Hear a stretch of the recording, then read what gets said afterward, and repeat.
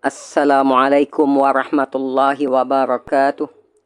Alhamdulillahilladzi arsala rasulahu bil huda wa dinil haqq liyadhhirahu 'alad din kullih faja'alahu syahidan wa mubasysyiran wa nadhira wa da'iyan ilallahi biiznihi wa sirajan munira wa ja'ala fihi uswatan hasanatan liman kana yarjullaha wal yawmal akhir wa dzakarallaha katsira.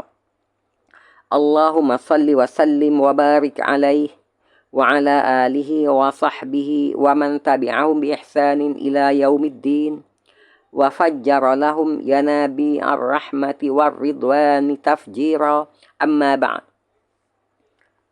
Alhamdulillah, segala puji tertentu bagi Allah Subhanahu wa taala yang mana dengan limpah kurnia dan kasihan belasnya masih diberikan kita kesempatan untuk kita melaksanakan usaha atas penyempurnaan iman dan amal kita dengan menempuhkan, melanjutkan masa-masa hidup kita di dunia yang fana ini, yang sementara ini, ke suatu tempoh tertentu untuk memberi kesempatan kepada kita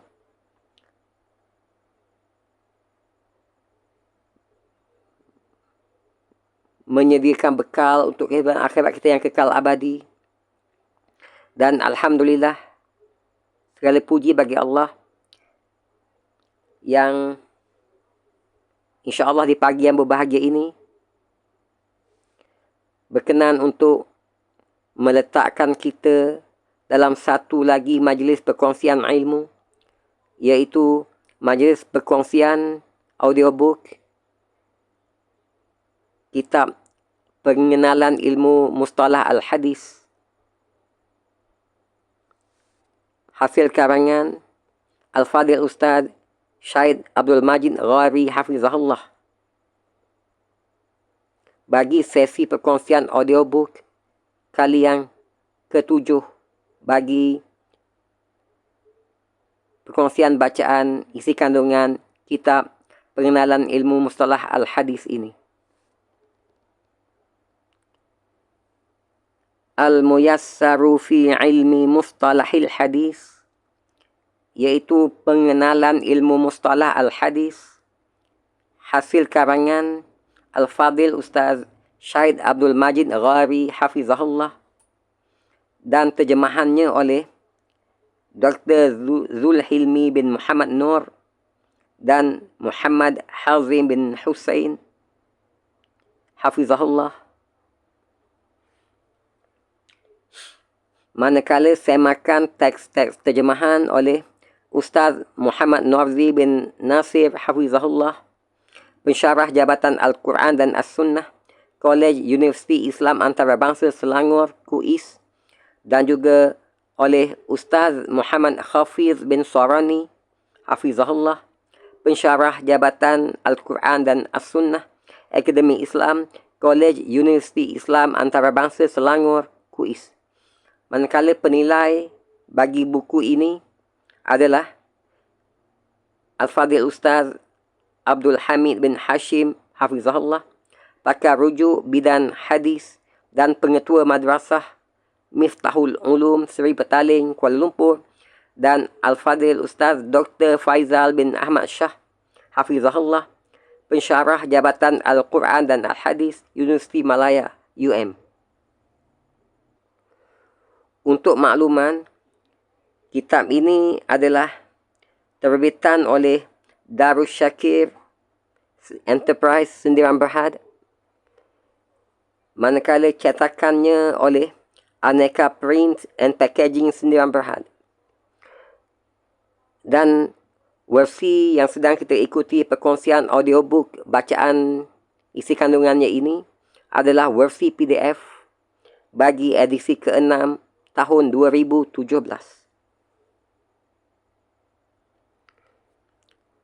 Ini adalah sesi perkongsian audiobook kitab Al-Muyassaru fi ilmi mustalahil hadis, pengenalan ilmu mustalah al-hadis oleh Syed Abdul Majid Ghari Hafizahullah dan terjemahannya oleh Muhammad Hazim bin Husin Hafizahullah dan Dr. Zulhilmi bin Muhammad Nur Hafizahullah bagi sesi perkongsian audiobook kali yang ke-7 di malam yang berbahagia ini, insya-Allah. Selanjutnya, sepintas lalu berhubung kait dengan isi kandungan kitab ini. Alhamdulillah, dalam sesi-sesi terdahulu telah pun kita kongsikan muqaddimah ataupun pendahuluan kitab, juga fasal pertama ilmu mustalah al-hadis, ta'rif dan sejarahnya, yang mana telah kita kongsikan bahagian pertama daripada fasal pertama ini, iaitu ta'rif ilmu mustalah al-hadis secara berasingan dan gabungan. Juga bahagian kedua daripada fasal pertama ini, iaitu ilmu mustalah al-hadis, kepentingan, kedudukan, matlamat dan hukum mempelajarinya. Juga bahagian ketiga daripada fasal pertama ini, iaitu bahagian-bahagian ilmu hadis dari segi ar-riwayah dan ad-dirayah.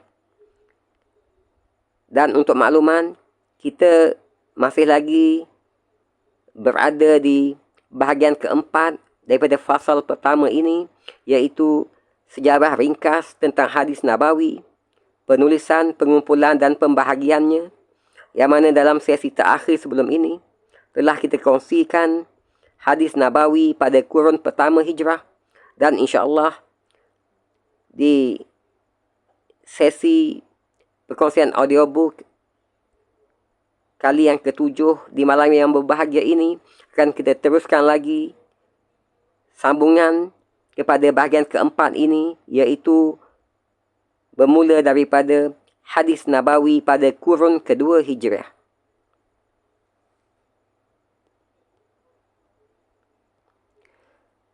Fasal pertama, ilmu mustalah al-hadis, ta'rif dan sejarahnya.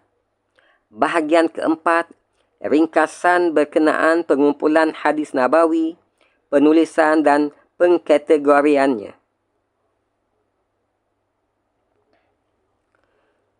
Bahagian keempat, sejarah ringkas tentang hadis nabawi, penulisan, pengumpulan dan pembahagiannya. Sejarah ringkas tentang hadis nabawi, penulisan, pengumpulan dan pembahagiannya. Al-Hadis An-Nabawi telah melalui pelbagai peringkat yang tersusun dan saling lengkap melengkapi.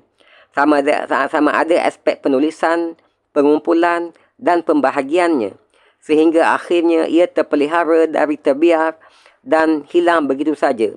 Perkara ini amat jelas seperti yang akan dihuraikan selepas ini. Bagi huraian dan penjelasan berhubung dengan sejarah ringkas tentang hadis nabawi ini, penulis membahagikannya kepada 4 tahap, iaitu pertamanya hadis nabawi pada kurun pertama hijrah, yang telah kita kongsikan isi kandungan bacaannya dalam sesi perkongsian audiobook kali ke-6 sebelum ini. Kedua, yakni tahapan kedua berhubung kait dengan hadis nabawi pada kurun kedua hijriah, yang insya-Allah akan kita kongsikan perkongsian audiobooknya dalam sesi perkongsian audiobook kali ke-7 di malam yang berbahagia ini, insya-Allah.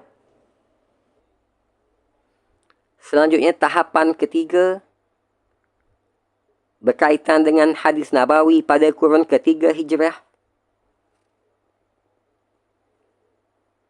Dan tahapan keempat, iaitu hadis nabawi di kurun keempat hijrah. Sebagaimana dimaklumkan sebelum ini, tumpuan kita bagi sesi perkongsian audiobook kali ke-7 di malam yang berbahagia ini adalah pada tahapan kedua, sejarah pengumpulan, penulisan dan pengkategorian hadis nabawi, iaitu hadis Nabawi pada kurun kedua Hijriah. Hadis Nabawi pada kurun kedua Hijrah. Ketika tabi'in yang mulia Umar bin Abdul Aziz rahimahullah wafat 101 Hijriah, memegang tampuk pemerintahan muslimin pada tahun 99 Hijriah, beliau rahimahullah berpandangan bahawa menjadi kewajipan kepada dirinya untuk mula menulis hadis dan mengumpulkannya sebagai usaha memelihara daripada hilang dan diselewengkan. Halangan pengumpulan hadis pada zaman terdahulu sudah tidak wujud pada ketika itu. Lantas beliau menulis kepada para pembantu dan pemimpin yang dilantik untuk melaksanakannya. Beliau mengutuskan surat kepada Abu Bakar Ibnu Hazm Al-Ansari, wafat 120 Hijriah, yang merupakan pembantu dan qadinya di Madinah Al-Munawwarah ketika itu, dengan arahan, lihatlah hadis Rasulullah SAW dan tulislah kerana aku khawatir hilangnya ilmu dan perginya para ulama. Rujuk nota kaki bernombor 1 untuk penjelasan berhubung dengan halangan pengumpulan hadis pada zaman terdahulu sudah tidak wujud. Ia bermaksud Al-Quran sudah kukuh di hati manusia, yang mana ia dihafal dengan lidah-lidah mereka sehingga boleh dibaca oleh orang yang mulia maupun yang berkedudukan rendah. Diketahui pula oleh ulama dan orang awam. Tidak ada sesiapa yang berbeza pendapat tentangnya dan tidak diragui sedikit pun ayat-ayatnya. Manakala untuk penjelasan nota kaki nombor 2, iaitu lihatlah hadis Rasulullah SAW dan tulislah kerana aku, yakni Umar bin Abdul Aziz rahimahullah, khawatir hilangnya ilmu dan perginya para ulama. Ini rujuk Taqaddumah Al-Jarh wa Ta'dil oleh Ibnu Abi Hatim Ar-Ra'i, halaman 21.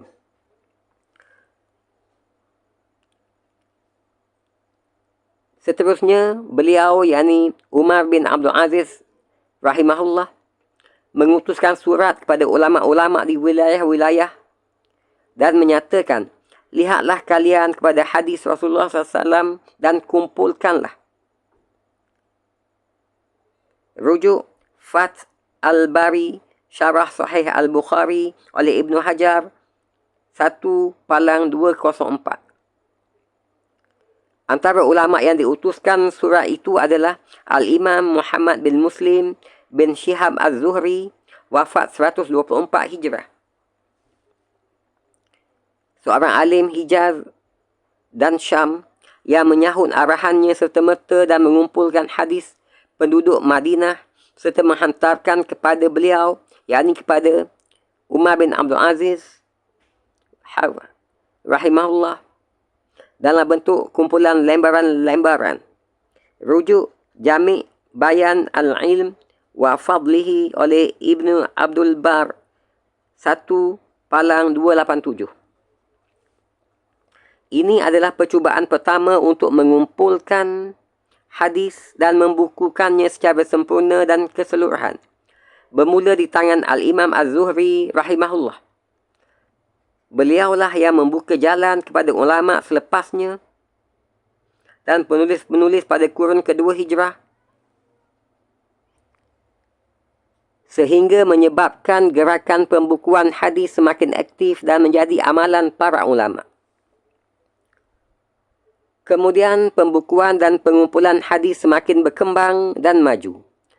Para ulama dan imam-imam berganding bahu merealisasikannya di pelbagai wilayah. Maka muncullah koleksi-koleksi hadis yang ditulis oleh Ibnu Juraij Abdul Malik bin Abdul Aziz rahimahullah, wafat 150 Hijrah di Makkah. Ibnu Ishaq bin Yasar, wafat 151 Hijrah, dan Malik bin Anas, wafat 179 Hijrah di Madinah. Sa'id bin Abi Arubah, wafat 156 Hijrah. Ar-Rabi' bin Sabih, wafat 160 Hijrah. Dan Hamad bin Salamah, wafat 176 Hijrah di Basrah. Sufyan al-Thawri, wafat 161 Hijrah di Kufah. Abu Amr al-Auza'i, wafat 156 Hijrah di Syam. Abdullah bin al-Mubarak, wafat 181 Hijrah di Khurasan. Ma'mar bin Rashid, wafat 153 Hijrah di Yaman, dan selainnya dalam kalangan ulama-ulama tersohor. Kaedah penulisan para ulama ini adalah dengan mengumpulkan hadis setiap bab ilmu di suatu tempat. Kemudian mereka menggabungkan bab-bab ini di dalam satu karya atau kitab yang disertakan dengan kata-kata para sahabat dan tabi'in.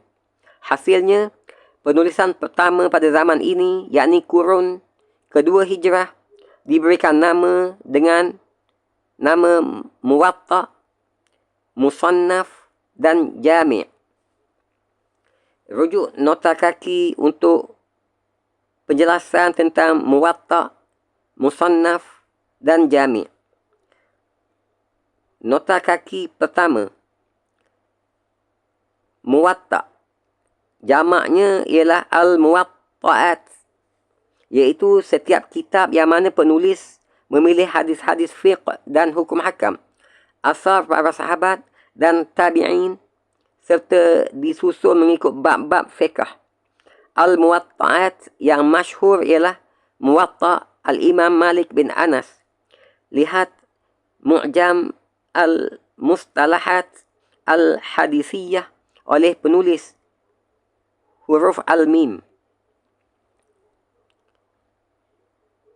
Nota kaki kedua, Musannaf, jamaknya adalah Al-Musannafat. Ia adalah karya yang sama seperti Al-Muwatta dari sudut pengertian, walaupun berbeza dari sudut nama. Antara Al-Musannafat yang masyhur ialah Musannaf Abdul Razak As-San'ani dan Musannaf Ibni Abi Syaibah. Nota kaki ketiga, Jami', jamaknya adalah Al-Jawami'. Ia adalah sebuah kitab yang disusun mengikut bab-bab, merangkumi hadis-hadis dari keseluruhan topik agama seperti aqidah, hukum hakam, kisah, sirah, adab, tafsir, tanda-tanda hari kiamat dan kelebihan seseorang. Antara Al-Jawami' yang masyhur ialah Al-Jami' Al-Musnad As-Sahih Al-Mukhtasar min Umur Rasulillah sallallahu alaihi wasallam wa sunanihi wa ayyamihi, yang lebih dikenali dengan nama Sahih Al-Bukhari oleh Al-Imam Muhammad bin Ismail Al-Bukhari, wafat 256 Hijrah. Al-Musnad As-Sahih Al-Mukhtasar min As-Sunan bi Naqli Al-Adl an Al-Adl an Rasulillah SAW, yang lebih dikenali dengan panggilan Sahih Muslim oleh Al-Imam Muslim bin Al-Hajjaj Al-Qushairi, wafat 261 Hijrah. Dan Al-Jami' Al-Mukhtasar minas Sunan an Rasulillah SAW wa ma'rifah as-sahih wal ma'lul wa ma alaihi al-amal, yang lebih dikenali dengan Jami' At-Tirmizi oleh Al-Imam Abu Isa Muhammad bin Isa At-Tirmizi, wafat 279 Hijrah, yang juga dikenali dengan As-Sunan kerana penulisnya lebih banyak menumpukan hadis-hadis hukum. Lihat Mu'jam Al-Mustalahat Al-Hadisiyah oleh penulis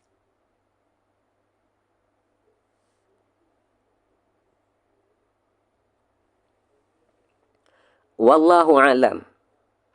Alhamdulillah, dengan izin dan limpah kuning Allah Subhanahu wa taala, Setelah pun dapat, kita selesaikan perkongsian audiobook bacaan kitab Al-Muyassaru fi Ilmi Mustalahil Hadis, iaitu pengenalan ilmu mustalah al-hadis oleh Syahid Abdul Majid Ghari Hafizahullah, dan terjemahannya oleh Dr. Zulhilmi bin Muhammad Nur Hafizahullah dan Muhammad Hazim bin Husin Hafizahullah, bagi sesi perkongsian audiobook kali yang ke-7.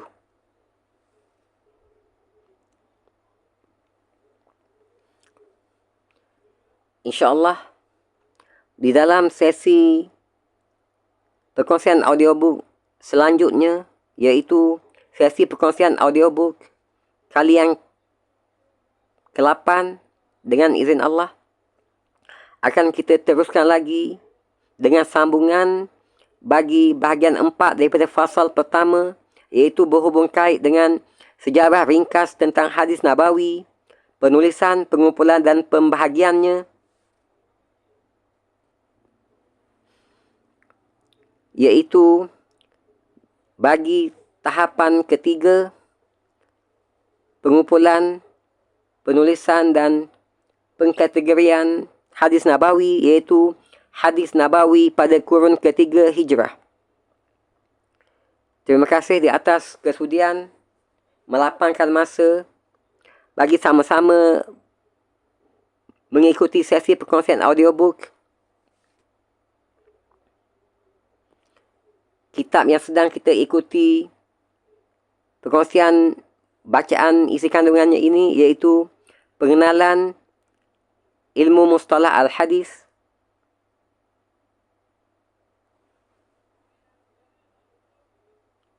Semoga Allah Subhanahu wa Ta'ala dengan limpah kurnianya berkenan untuk melimpahkan sebaik-baik ganjaran dunia dan akhirat kepada penulis dan penterjemah kitab ini, dan juga semua yang terlibat dalam penghasilan kitab ini, juga kepada kita semua yang sama-sama mengikuti perkongsian bacaan isi kandungan kitab ini. Semoga Allah menghitungnya usaha kita yang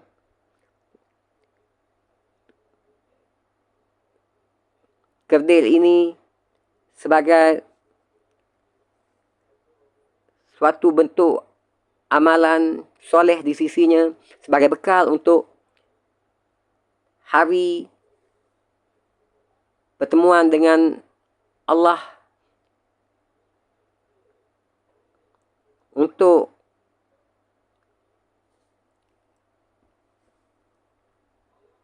suatu tempoh masa yang kekal selama-lamanya, insya-Allah. Sehingga berjumpa lagi dalam sesi-sesi perkongsian selanjutnya. Wabillahi taufiq wal hidayah. Wassalamualaikum warahmatullahi wabarakatuh.